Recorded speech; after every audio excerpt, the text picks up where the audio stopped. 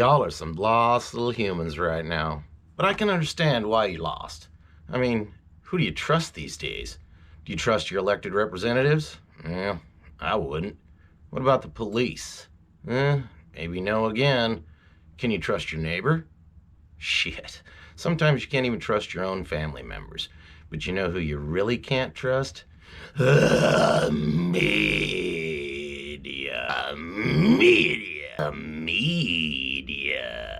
Instead of just the facts, you get a constant barrage of biased, opinionated, mind-poisoning bullshit.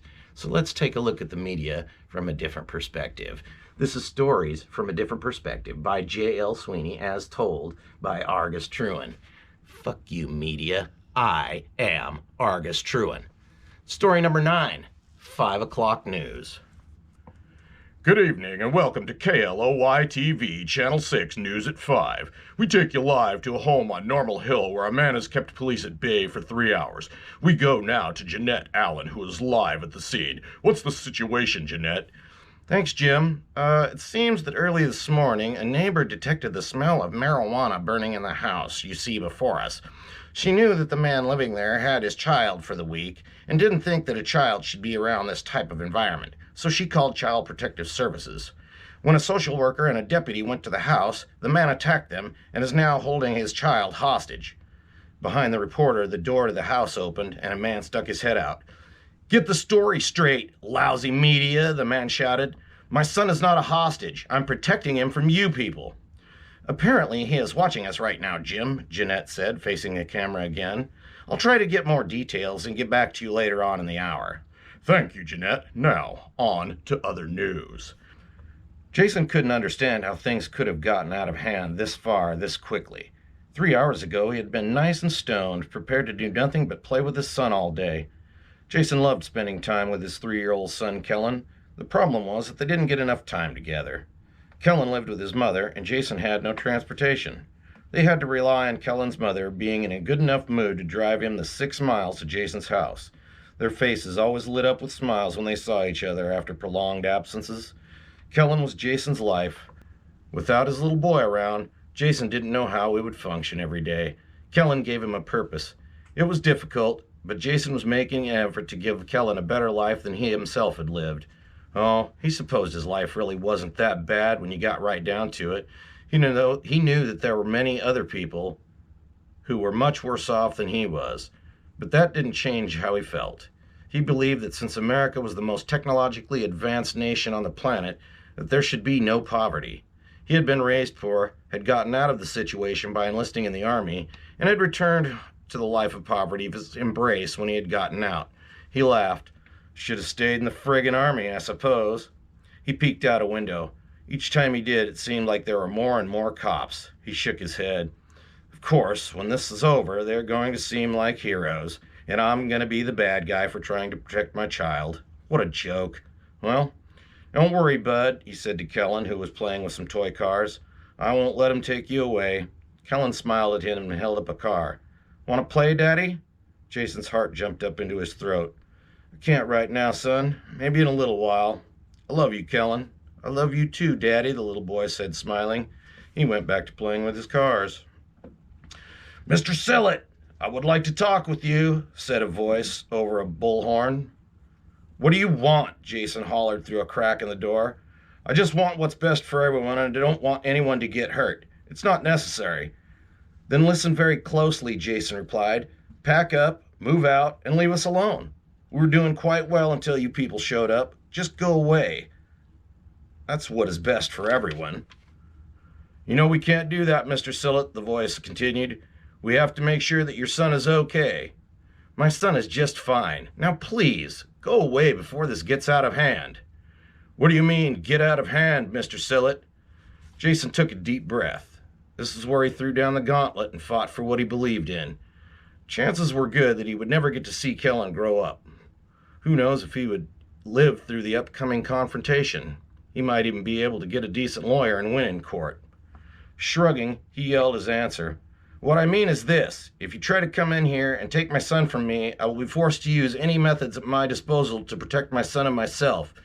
You may capture or kill me in the end, but I will make sure I take plenty of your men with me. Now leave!" He took another deep breath and removed the safety on his Beretta. He adjusted the hunting knife in the small of his back and began barricading windows and doors with everything he had, which wasn't much. He filled a trash can with water in case they fired CS gas and caught something on fire. He hoped he was ready. Jason was not a religious man, but he whispered a small prayer anyway, asking for Kellen's protection. He looked at his arsenal. A Beretta 9mm with 60 rounds, a samurai sword he had bought in Seattle, a small hunting knife that had been his father's, and a pot of hot coffee. He looked at the coffee pot and chuckled. "Whatever it takes," he whispered. We interrupt your regularly scheduled program with a live update on the hostage situation. We are now live with Jeanette Allen. Thanks, Jim. A police spokesperson has told me that in just a few moments they will cut the power to the house. They have not yet decided whether they will rush the house with a SWAT team or not, fearing for the child's safety. About 2 hours ago, there was a short conversation between a police official and the man inside. Since then, there has been no contact and no movement. I have been forbidden by the police to discuss what was said earlier. However, I have a feeling that this situation could escalate into something far worse. I will stay on the scene until this incident has been resolved. For KLOY TV, this is Jeanette Allen. The power went out. Jason nodded to himself. It was about to start. He quickly peered out the window to see what was going on. He could tell that the house was surrounded, but wasn't too worried about it. If they tried to take Kellen, he would make them pay. "Why did the lights go out, Daddy?" the little boy asked. "Ah, we must have tripped the switch again, bud. Don't worry, they'll come on again pretty soon. Let's get you into your fort and get you ready to sleep, okay?" "Okay, Daddy. Will you tell me a story?" Jason swallowed hard. He and Kellen had fun with their storytelling. "I sure will. Only one story, though, then you have to go to sleep." "Okay, Daddy. Which one do you want to hear?" "The Three Billy Goats Gruff," Kellen answered. It was their favorite. Jason hugged him close and laid him down in the small fort he had built to protect him. "Are we hiding from the big green troll, Daddy?" "You bet we are, bud. He won't be able to find us in here. Are you ready?" The little boy smiled and nodded excitedly. "Okay, then. A long time ago, on a great, big, tall mountaintop, lived the Three Billy Goats Gruff." It didn't take long, and Kellen was asleep. Jason was glad it was dark, and he wouldn't be able to see any of the carnage that was sure to happen. They had lived in that house for 3 years, and Jason knew every sound by heart. He knew that the scraping noise from above his bedroom was a branch from that elm tree. He knew that the scraping noise coming from near the back door had to be a cop. He knew the layout of his house and had put up as many booby traps as he could think of. He was sure that the marbles covering the kitchen floor would slow a few of them down, and if it didn't, then the 550 cord he had strung throughout the house should. Looking around, he spied Kellen's toy cars. Smiling, he gathered them up and spread them out around the front door. A scratching at the back door caught his attention, and he decided to give them one last chance to clear out. He slipped silently into the kitchen, keeping the refrigerator between the door and his body. "This is the last time I'm going to warn you. Get the hell out of here, or some of you won't be going home tonight," he said in a commanding voice. He grinned when he heard the footsteps retreating out of the laundry room and out the back door. Going back to the living room, he stopped to look out of a window and saw several cops carrying a battering ram toward his front door. He shook his head, prayed once more for Kellen's safety, and crouched to make a smaller target. "Mr. Sillett, this is the last time we're going to ask you to come out peacefully," said a voice just beyond the door. Jason drew the katana and laid it by his feet. He put his 2 extra magazines near the sword. He had counted 6 near the front door. He figured that if he was really lucky, he could get the first 3 or 4 through the door before they started returning his fire.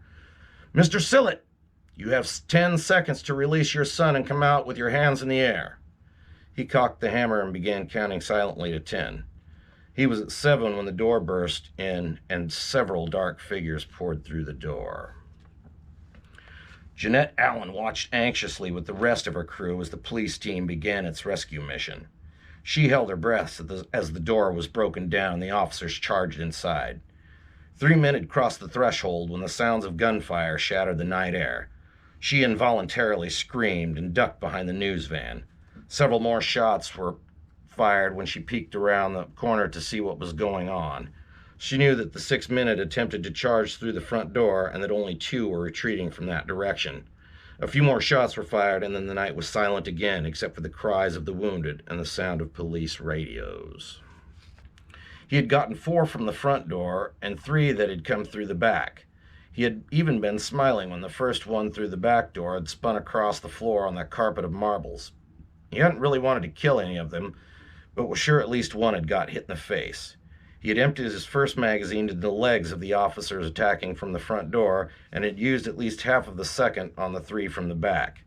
Now they lay bleeding, screaming, and wiggling on the floor. He ran to the front door and dragged in a wounded cop before slamming it shut. Fools. I told you to leave us alone.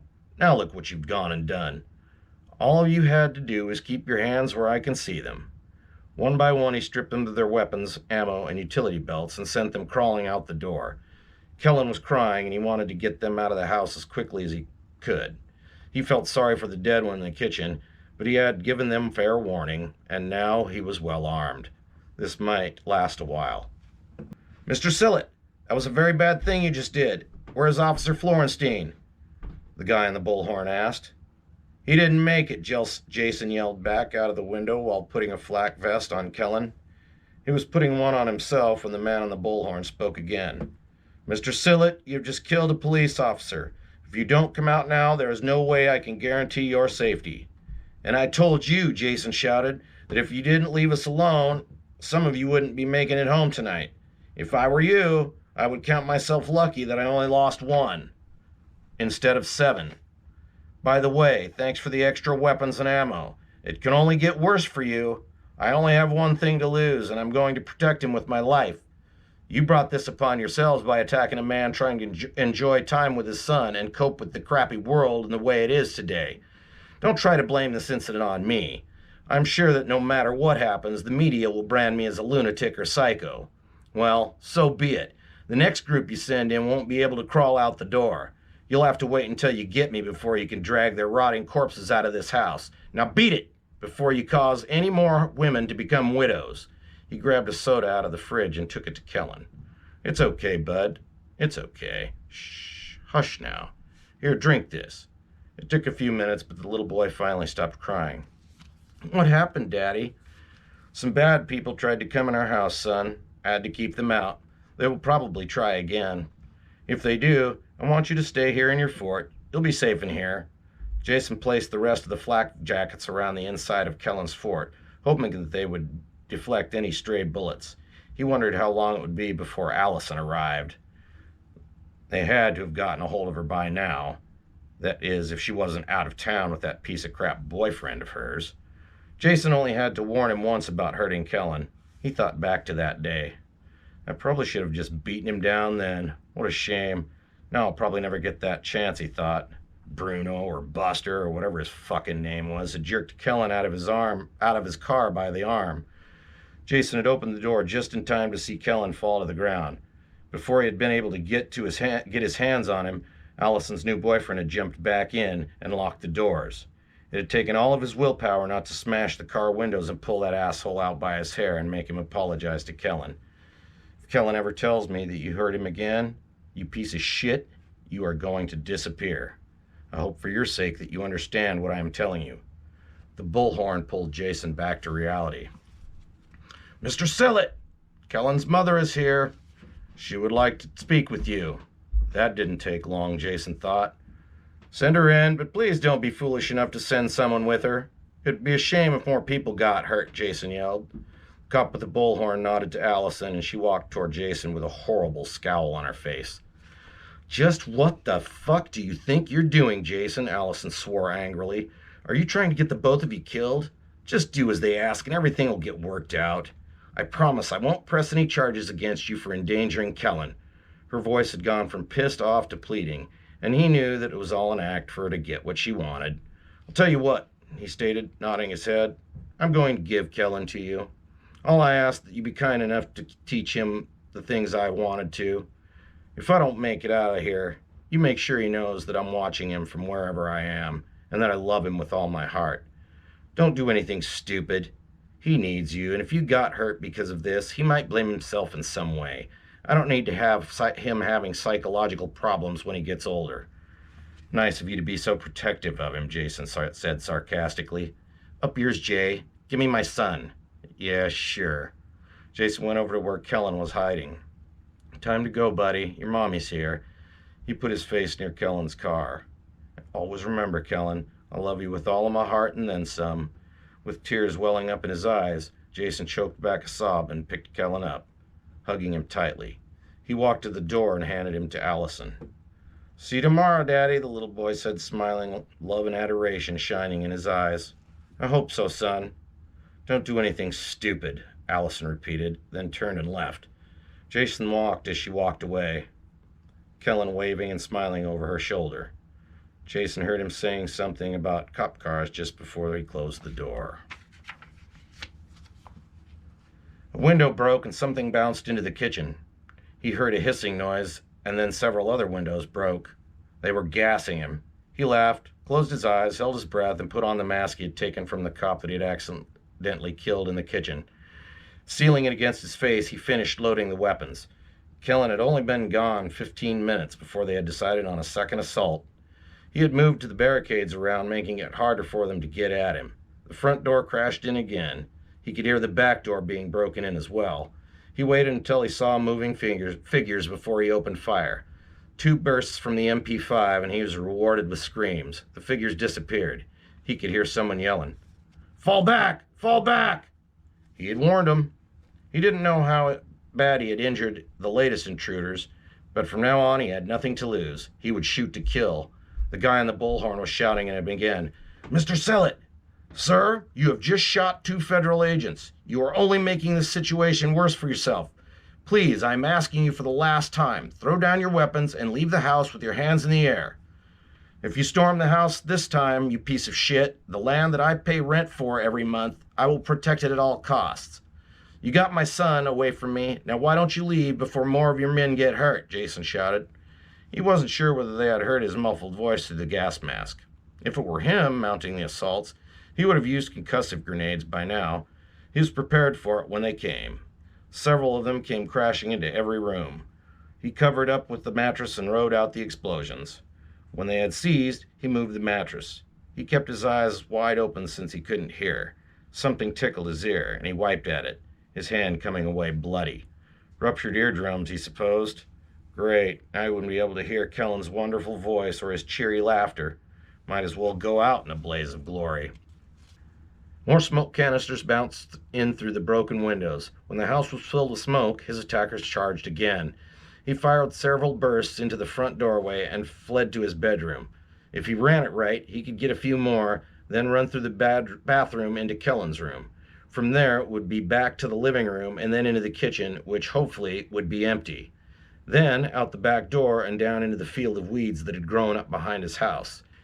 If there were any guarding the back, he would have to get them too. He was in his bedroom when he saw someone climbing in the bathroom window. He fired and watched the figure go limp. He ran to the bathroom and pulled the body inside, quickly removing its weapons. Slinging them, he peeked out the bathroom window. 2 cops were looking up at him in surprise. Too easy. They thought he was one of them.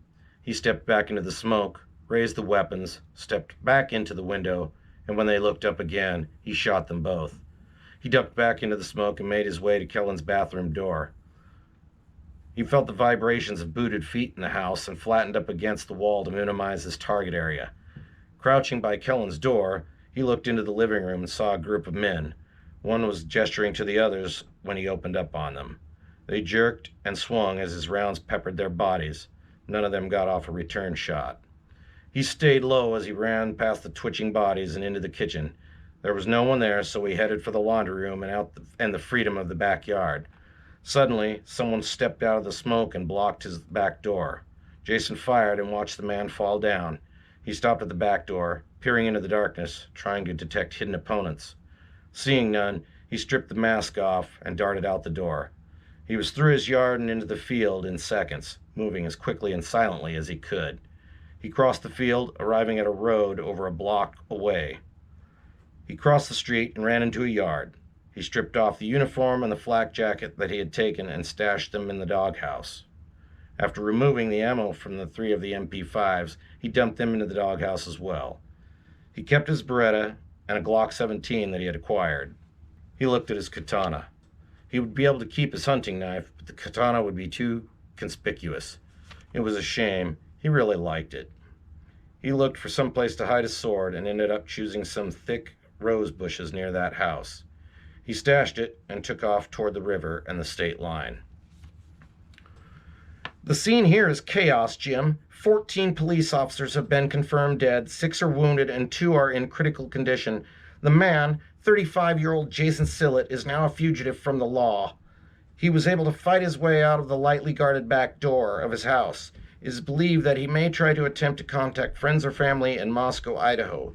He is considered armed and dangerous. If you see Jason Sillett, police advise you to lock your doors and contact them right away. This is Jeanette Allen for KLOY TV.